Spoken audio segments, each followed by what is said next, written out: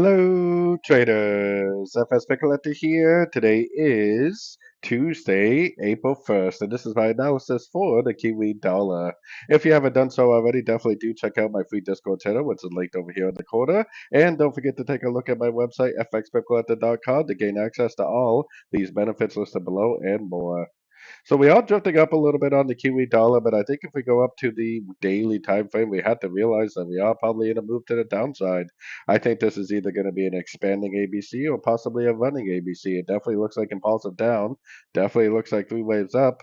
We're probably in a 1, 2, 3, 4, 5 of a running, which could make a higher low and then go up, or possibly an expanding, which would make a lower high and then go up.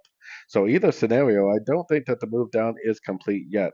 So keeping that in mind on the sort of time frames, I got my Fibonacci retracement just on the last impulsive move down, because if the market continues to trend, and this really is like a wave one and a wave two, and we're currently in a wave three, then this move up right here should definitely just be a correction to this move down. How exactly this correction will play out, I think is anybody's guess. It could be something like this, up to any one of these fib levels. But if you do see a nice impulsive move down at a fib level, I would definitely take it as a sorting opportunity for the continuation of what I think is a downtrend for a wave C, likely a wave C of 2, or likely a wave C of B. So ABC of 2 or ABC of B. So anyways, don't forget to like and subscribe to my channel. And as always, thank you for watching and happy trading.